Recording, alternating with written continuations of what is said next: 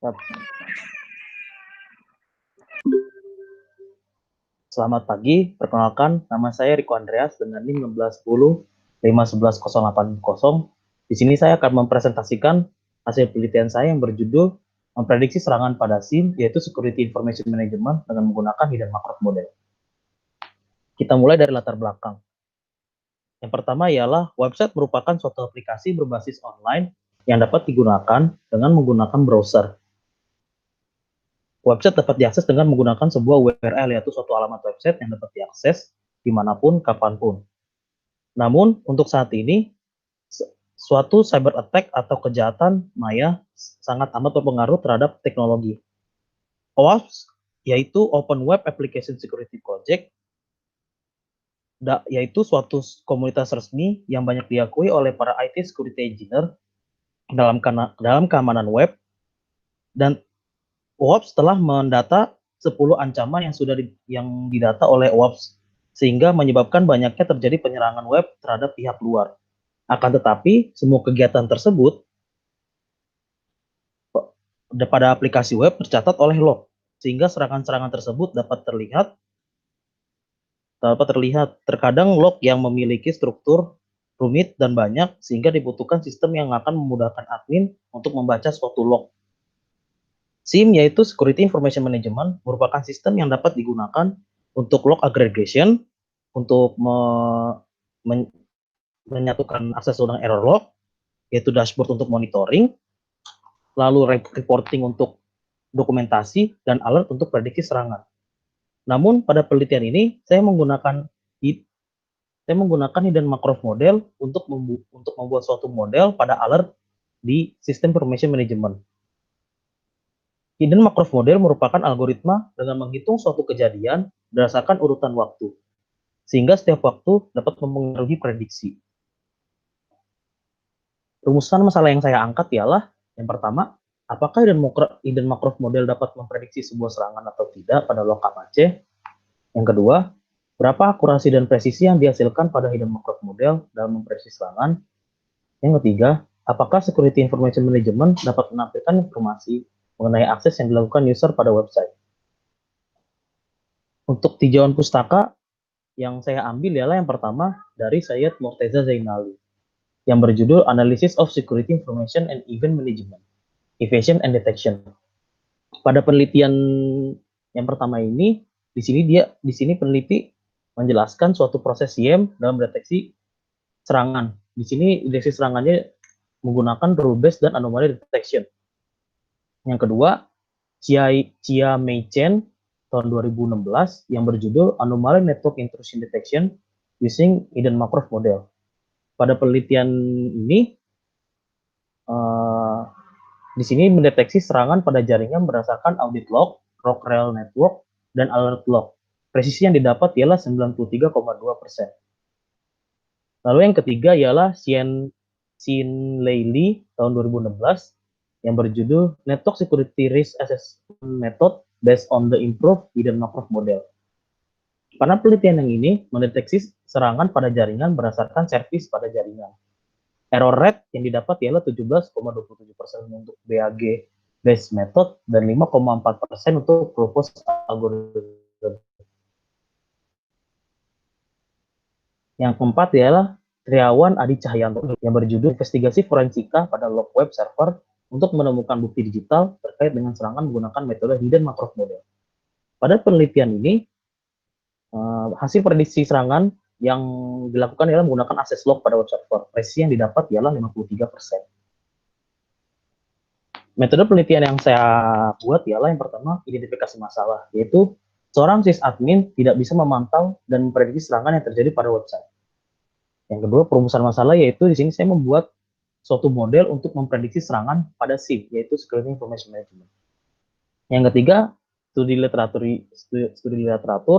yaitu pada jurnal-jurnal yang berkaitan dengan SIM dan Hidden Macro Model.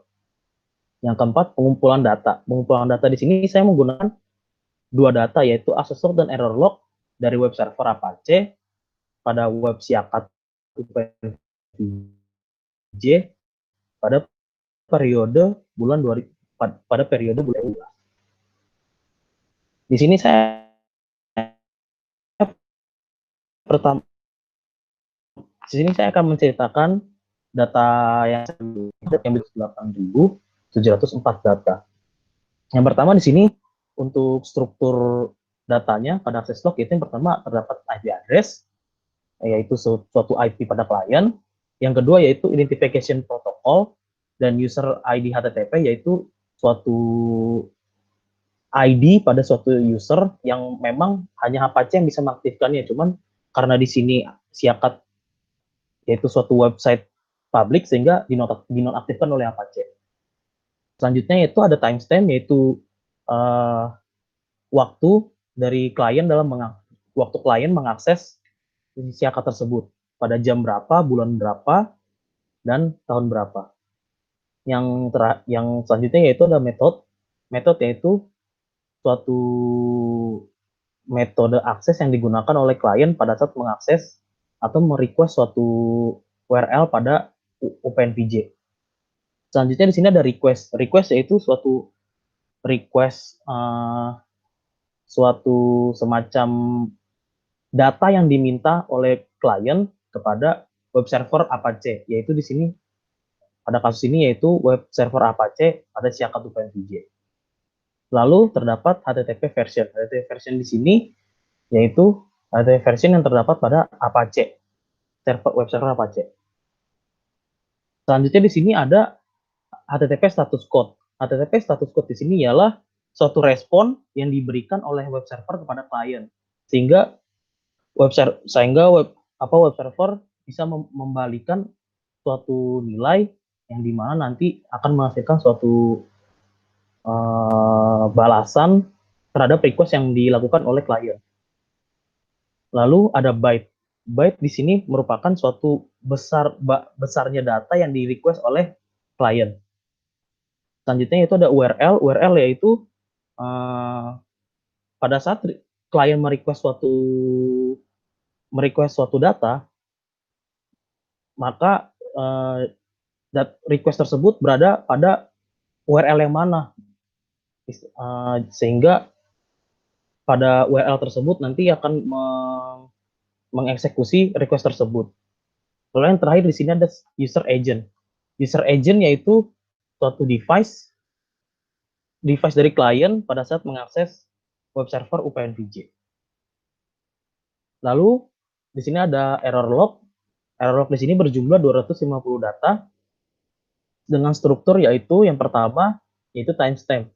Timestamp di sini yaitu pada saat web server mengeluarkan suatu error yang pada saat si klien merequest sesuatu. Yang kedua itu statusnya yaitu di sini sudah pasti statusnya error. Selanjutnya di sini ada IP address dari suatu klien yang mengakses suatu data yang menghasilkan suatu error. Dan yang terakhir yaitu error message. Error message di sini ialah pesan dari error apakah yang terjadi pada saat klien mengakses data tersebut. Di sini pada alur penelitian yang saya buat yaitu yang pertama dimulai dari website dari OpenVJ. Saya mengambil data langsung akses log dan error log. Data akses log dan error log itu diinput langsung melalui proses data, yaitu melalui integrasi dan data cleaning. Di sini saya akan jelaskan proses saya. Proses yang pertama dilakukan ialah error log dan access log langsung dilakukan parsing, sehingga parsing tersebut nanti akan dijadikan suatu JSON, file JSON. Setelah itu file JSON tersebut akan diintegrasikan ke dalam satu CSV, menjadi satu dataset CSV. Setelah itu baru menjadi suatu dataset log web server dalam format .csv. Lalu yang terakhir, di sini saya melabeling manual untuk class attack dan non attack dengan suatu pakar, dengan pengetahuan dari pakar. Nah, di sini hasil integrasi yaitu seperti ini.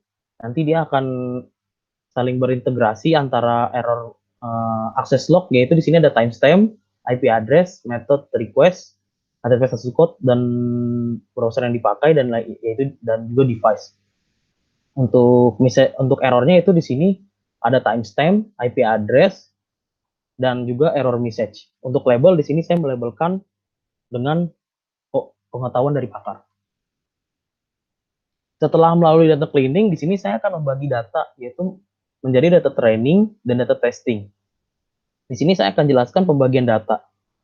Nah, pada saat pembagian data, di sini yang pertama memang saya membuat model probabilitas HMM, yaitu saya membuat model representatif agar agar bisa dirancang atribut-atribut mana saja yang akan diprediksi oleh HMM. Lalu setelah itu saya membagi data dengan menggunakan Houghton estimation. Dengan pembagian data ini saya membuat 3 skenario, yaitu skenario pertama dengan pembagian data train 70% dan data test 30%. Skenario kedua yaitu data train 80% dan data test 20%. Skenario ketiga yaitu data train 90%, data test 10%. Lalu setiap data tersebut data train akan dihitung transition probability dan emission probability-nya untuk setiap train. Untuk skenario 1 di sini bisa dilihat dia akan mengetrain 70% data trainingnya, yaitu menghitung tracing probability dan emission probability. Untuk skenario kedua juga 80% training akan dihitung tracing probability dan emission probability, dan begitu juga dengan skenario 3. Selanjutnya akan melakukan testing dengan menggunakan Viterbi, yaitu data testing yang tadi sudah dibagi. Untuk skenario pertama itu 30%, langsung dilakukan testing dengan Viterbi. Skenario kedua yaitu testing 20% dengan menggunakan Viterbi. Skenario ketiga juga begitu juga. Lalu setelah itu dilakukan evaluasi terhadap hasil testing tersebut. Setelah itu di sini saya merancang suatu model representasi HMM. Untuk yang pertama saya merancang hidden state-nya itu yaitu non attack dan attack. Untuk observation state-nya itu di sini saya menggunakan tiga variabel, yaitu metode, HTTP status code, dan juga error, dan juga status dari errornya itu tersebut. Jadi dalam 3 variabel tersebut akan membentuk suatu state, sehingga state tersebut itu akan menjadi suatu observable state. Sehingga di sini terdapat 16 state yang terbentuk dari HMM. Lalu hasil dan pembahasan. Untuk yang pertama saya melakukan data parsing pada access log, yaitu saya melakukan parsing dengan menggunakan log format yang sudah default dari Apache-nya langsung. Di sini saya memparsinya itu dengan menggunakan seperti regular expression, yaitu di sini saya menggunakan wildcard dari log formatnya. Yang pertama itu %H, saya memotong persen yang saya ambil itu %H, yaitu IP-nya,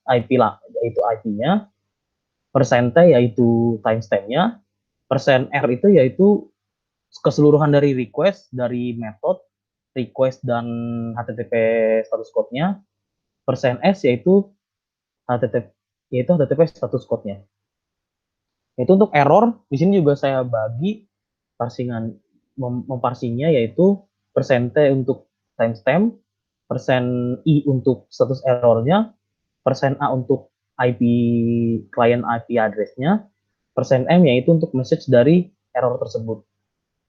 Setelah dilakukan pemarsingan, langsung dibentuk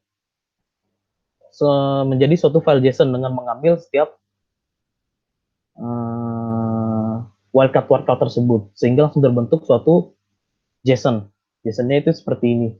Itu terbagi dalam beberapa variabel, yaitu ada timestamp, verb, response, message, request, client IP, timestamp, dan refer untuk access log. Dan untuk error log di sini terdapat ada text, timestamp, log level, timestamp untuk pada saat membaca datanya, error message-nya, client IP, dan message keseluruhannya. Di sini saya untuk prosesnya yaitu pertama dengan melakukan integrasi. Integrasi yang dilakukan ialah pada log JSON yang tadi sudah diparsing akan dimasukkan ke dalam akan dimasukkan ke dalam sistem yang untuk mengintegrasi kedua data tersebut. Setelah itu dibuat data frame untuk menyimpan data integrasi. Jadi membuat data frame untuk nanti menampung hasil dari integrasi access log dan error log. Setelah itu mengurutkan access file dan error file berdasarkan dengan timestamp, sehingga nanti access dan error itu terurut berdasarkan dari urutan waktu yang paling pertama. Setelah itu semua access log dan error log akan dibaca keseluruhan. Lalu di sini akan dilakukan suatu data cleaning. Data cleaning di sini yaitu saya melakukan menghilangkan missing value, di mana jika fitur client IP atau respon ataupun verb kosong, jika dia kosong maka akan diabaikan. Jika lo memang IP di antara client IP ataupun respon ataupun verb tidak kosong, maka akan langsung dilakukan integrasi dengan melihat persamaan dari IP access log dengan IP error log. Jikalau IP access log dan error log sama, kalau akan dilihat lagi dari timestamp access log dan error log dengan melihat toleransi dari waktu tersebut, selisih dari 3 detik, kurang dari 3 detik atau lebih dari 3 detik. Jikalau tidak ada terdapat kesamaan dari access log dan error log, maka yang akan dimasukkan ialah IP address, timestamp, method, HTTP status code, dan request. Sedangkan untuk error message dan status errornya akan dijadikan 0. Jikalau terdapat kesamaan terhadap access log dan error log berdasarkan dari komparasi di atas, maka data yang akan dimasukkan ialah IP address-nya, timestamp, method, HTTP status code, request dari access log, dan juga error, status, dan error message dari error log ke dalam data frame yang tadi sudah dibuat. Setelah dilakukan integrasi secara keseluruhan, lalu akan menghasilkan data frame menjadi web server log.csv. Nah, untuk para proses di sini, hasil dari integrasi itu seperti ini. Terdapat IP address, timestamp, method, HTTP status code, request, error, dan error message. Dan untuk kelasnya di sini saya melabeling secara manual kelas attack dan non attack berdasarkan dari pengetahuan dari pakar yang sudah melalui wawancara. Setelah itu pada modeling sistem di sini saya membuat model probabilitas. Untuk pertama saya membuat transmission probability, yaitu transisi antar kelas. Berarti di sini transisi antar attack dan attack non attack, kelas non attack dan kelas non attack dan non attack. Untuk yang pertama di sini saya menginput data training terlebih dahulu, data training dari web server log yang tadi sudah dibagi, yaitu terus setelah itu saya mengubah value pada variabel HTTP status code menjadi string. Karena di sini saya akan mengambil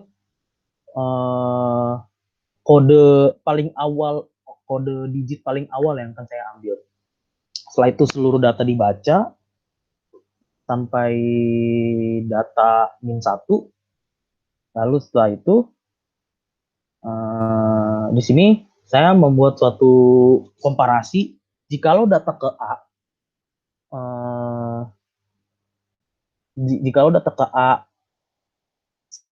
IP-nya sama dengan data ke A+1, yaitu data selanjutnya, dan timestamp-nya itu selisih dari 2 jam, maka dia itu masuk dalam kelompok akses. Jadi pada komparasi yang ini, saya membagi suatu kelompok akses yang dimana kelompok akses tersebut memiliki kesamaan dari IP dan juga rentang waktu akses di sini yaitu 2 jam. Jadi jikalau memang ada beda IP ataupun kesamaan IP tapi rentang waktunya yaitu lebih dari 2 jam, maka itu bukan bukan dari suatu kelompok akses. Jadi di sini saya memisahkan setiap akses itu berdasarkan dari kelompok-kelompoknya. Karena setiap kelompok itu pasti memiliki suatu niatan yang berbeda untuk mengakses suatu website siakat.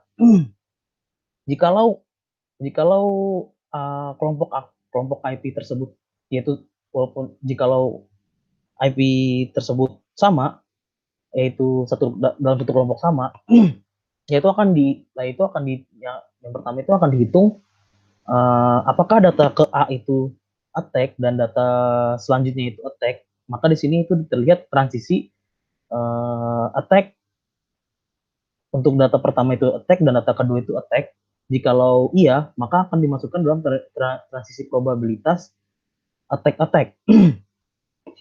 Jikalau tidak, maka akan dilihat untuk data pertama apakah attack dan data kedua non attack. Berarti di situ terlihat transisi attack non attack. Begitu selanjutnya untuk transisi non attack dan transisi non attack. Setelah dihitung semuanya, maka di sini saya menjumlahkan keseluruhan dari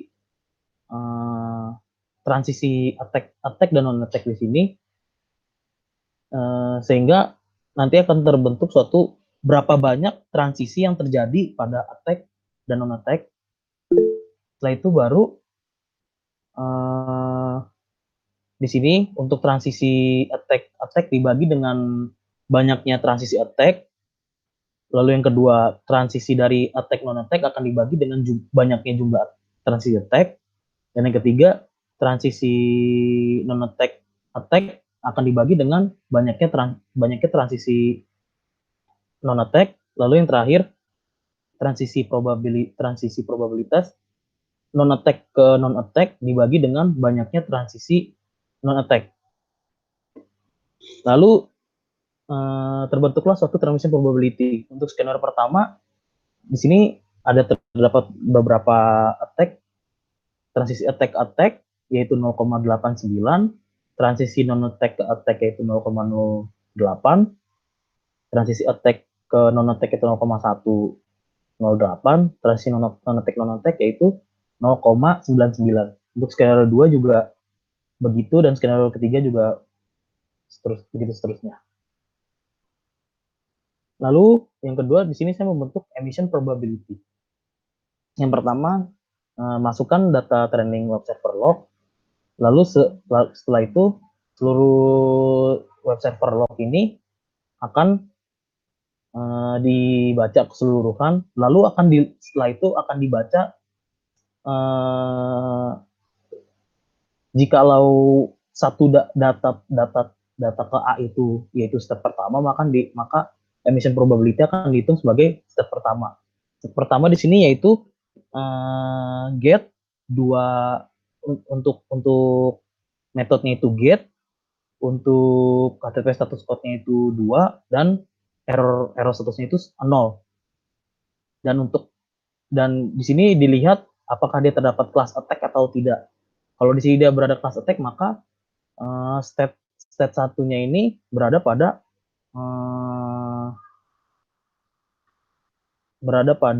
emission probability yang ditarik dari hidden state dari attack.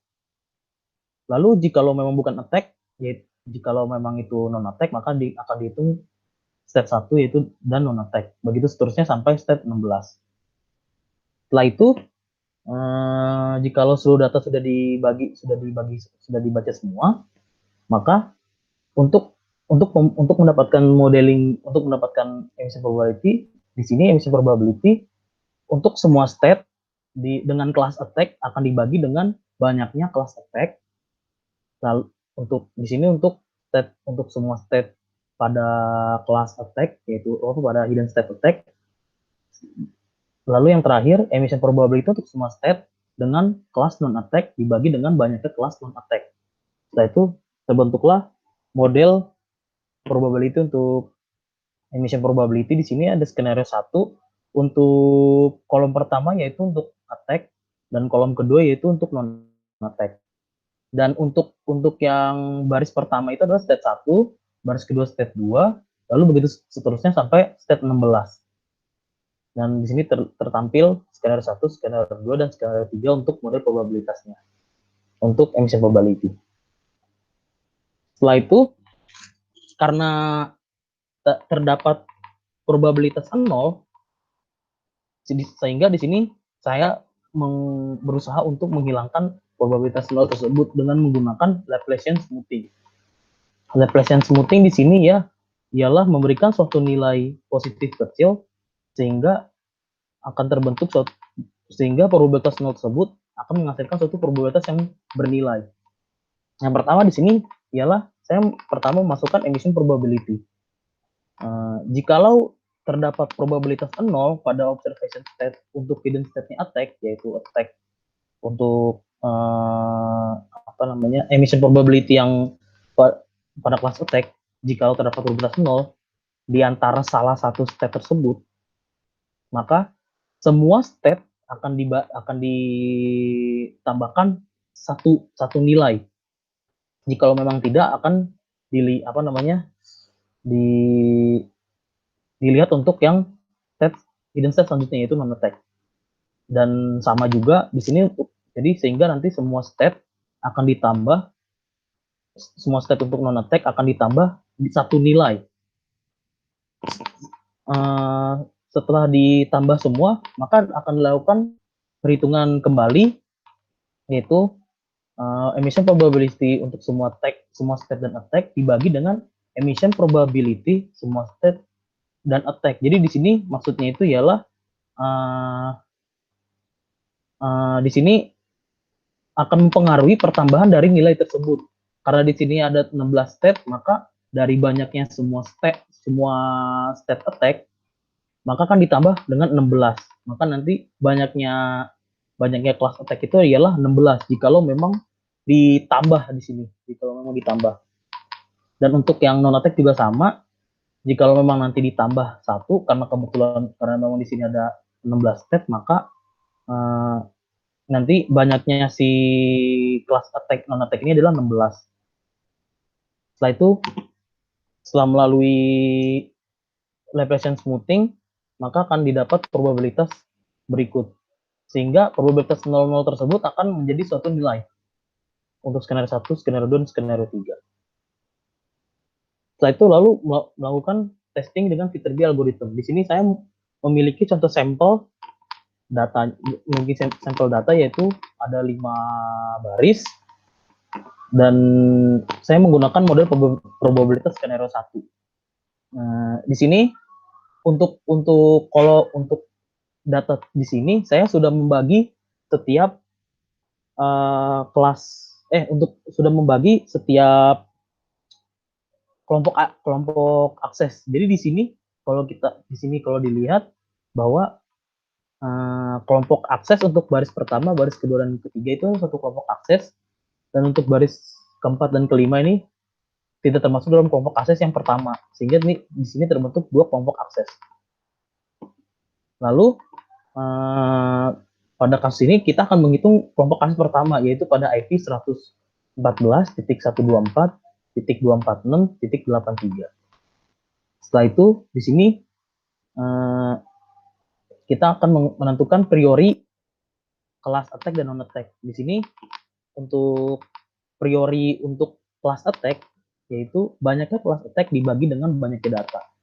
Karena untuk skenario pertama, yaitu pembagian training 70% dan tes 30%, maka di sini banyaknya kelas attack, yaitu 59.706 dibagi dengan banyaknya keseluruhan data, yaitu 899.255 data untuk testing 30%.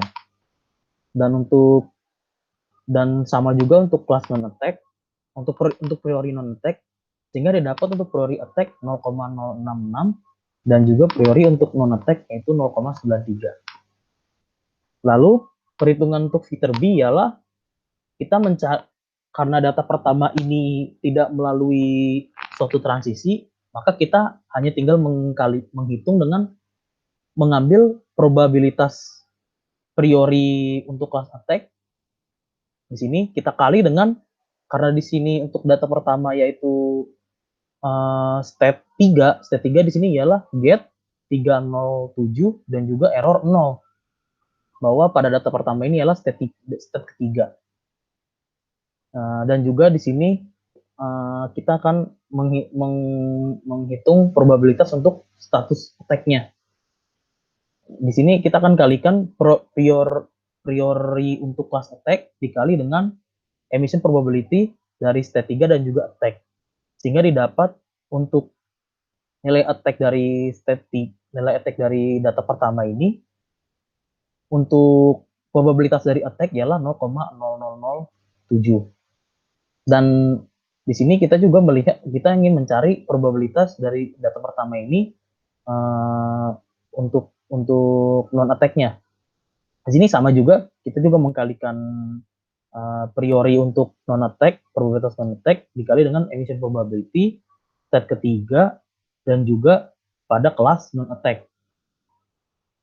Di sini kita kalikan 0,933 dikali dengan 0,42 sehingga menghasilkan nilai untuk probabilitas dari data pertama untuk kelas non attack ialah 0,039. Setelah itu data pertama didapat ialah probabilitas data pertama ini diprediksi serangan yaitu 0,007 untuk attack dan juga 0,0394 untuk diprediksi sebagai non attack. Lalu setelah itu data kedua di sini ialah state didapat yaitu state pertama yaitu get 200 dan juga 0 untuk errornya. Di sini karena untuk data pertama sudah didapat attack dan non attack, maka di sini kita juga perlu menghitung probabilitas untuk berapa probabilitas untuk attack dan berapa probabilitas untuk non attack. Di sini kita melihat transisi antara attack dan attack untuk data pertama yaitu attack dan selanjutnya di sini adalah attack. Jadi sini kita akan menghitung jikalau data pertama T1 itu attack dan akan dikalikan dengan transition probability attack karena di sini data pertama itu attack dan data kedua yaitu attack. Lalu dikalikan dengan emission probability di sini step pertama dan juga di yang akan kita cari tahu yaitu class attack. Dan itu baru dikalikan keseluruhannya didapat untuk probabilitas attack di mana transisi sebelumnya yaitu attack yaitu 0,00061. Lalu selanjutnya kita akan memprediksi berapa probabilitas dari attack data kedua yaitu attack jikalau data sebelumnya yaitu non attack.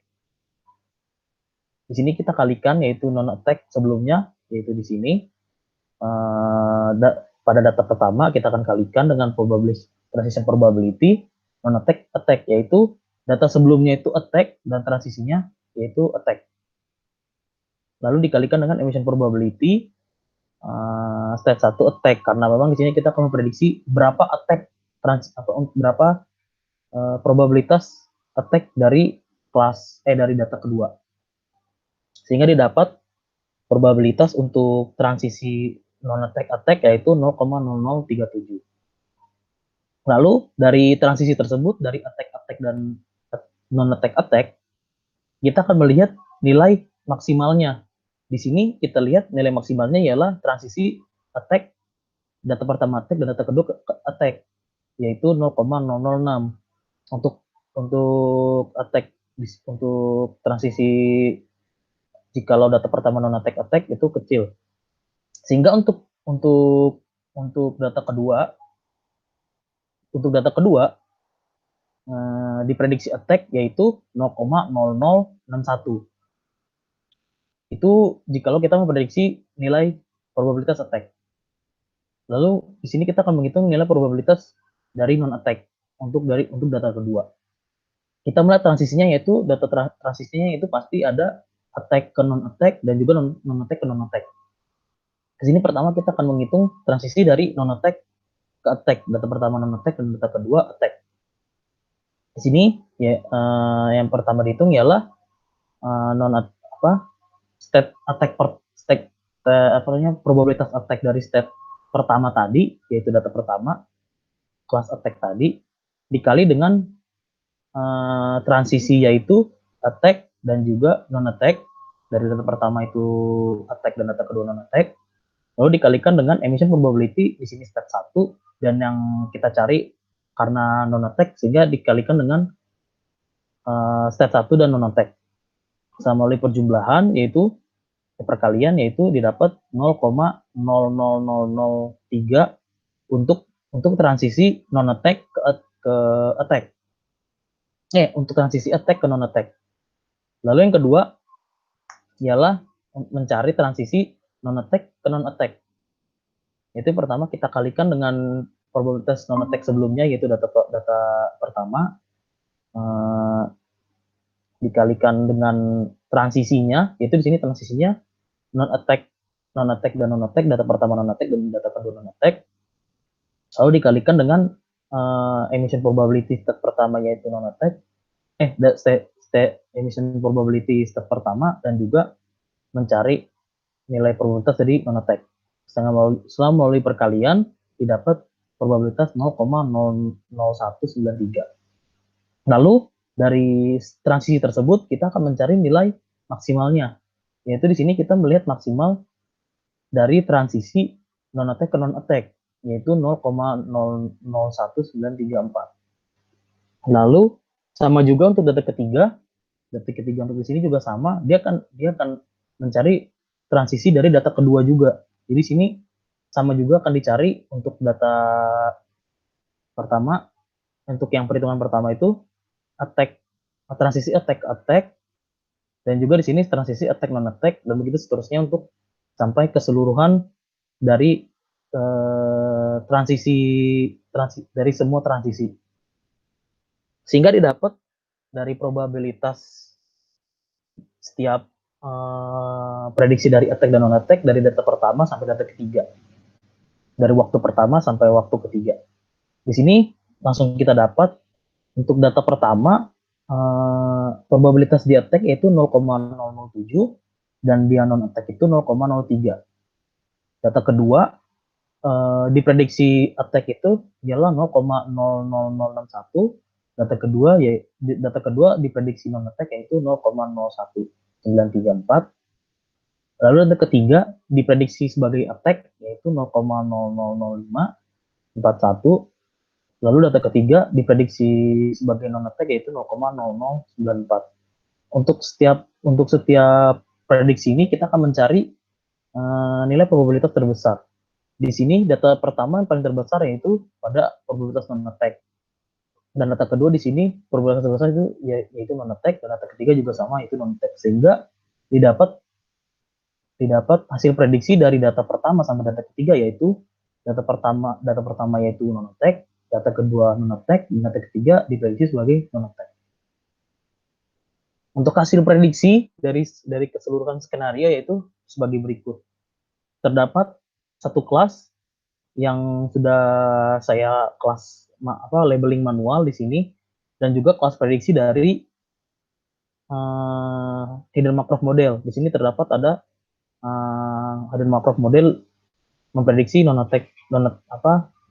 dia memprediksi bahwa data pertama ini adalah non attack, dan terdapat juga ada beberapa false positif, yaitu satu data tersebut diprediksi yaitu sebagai attack, dan begitu seterusnya sampai data ke 385.394 data. Ini untuk hasil prediksi skenario pertama. Dan sama juga untuk skenario kedua, di sini ya diprediksi untuk data pertama sampai data ke-41 yaitu non attack, dan begitu seterusnya sampai data 256.929 data. Dan begitu juga untuk skenario ketiga, yaitu di sini ya ada untuk data ke-12, AMM memprediksi bahwa akses ini ialah attack, padahal di sini dia non attack, dan begitu seterusnya sampai data terakhir yaitu 128.494 data. dapat ialah sebagai berikut di sini. Untuk skenario pertama, untuk akurasinya didapat 75,33%. Untuk skenario kedua, akurasi 77,83%. Skenario ketiga, 78,28%. Sehingga jikalau dilihat bahwa akurasi untuk setiap skenario paling terbesar ialah skenario 3. Dan untuk presisi di sini, untuk presisi untuk skenario pertama yaitu 90,02%, skenario kedua itu 88,64%, dan skenario ketiga 89,7%. Sehingga bisa dilihat bahwa yang paling terbesar ialah skenario pertama untuk presisi. Nah, di sini untuk dashboard dari Security Information Management. Di sini terlihat yaitu discover dari data access log yang sudah dimasukkan ke dalam sistem SIM-nya, yaitu dengan menggunakan ELK. Di sini terlihat bahwa klien IP dan juga kota-kota dari IP tersebut, negaranya dan request-nya, lalu responnya, dan juga di sini terdapat perangkat apa yang dipakai oleh OS apa yang dipakai oleh klien, dan juga perangkat apa yang dipakai oleh klien juga untuk mengakses siakat. Dan di sini terlihat untuk visualisasi yang pertama ialah dilihat untuk titik koordinat dari akses log dari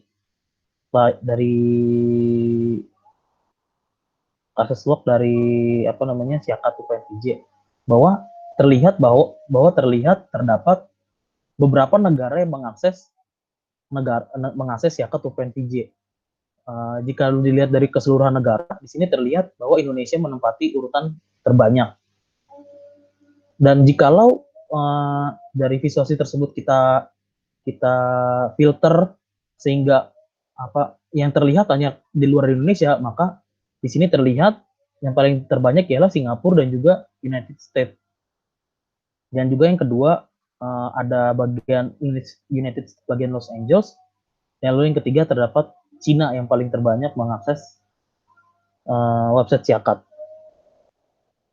Di sini terdapat visualisasi pie chart dengan korelasi negara dengan melihat negara dengan perangkat dari keseluruhan dunia.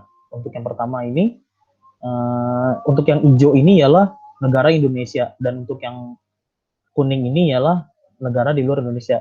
Di sini terlihat bahwa negara Indonesia mengakses siakat dengan menggunakan perangkat yang tidak dikenal, yaitu other, sebanyak 13,66%. Bahwa patut dicurigai juga perangkat apa yang dipakai dari Indonesia ini untuk mengakses siakat.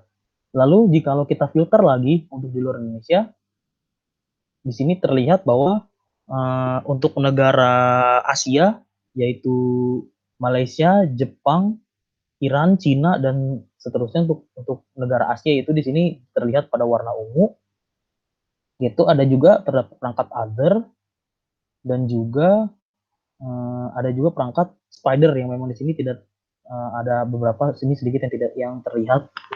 Dan juga jikalau kita lihat ada yang paling besar itu ialah di sini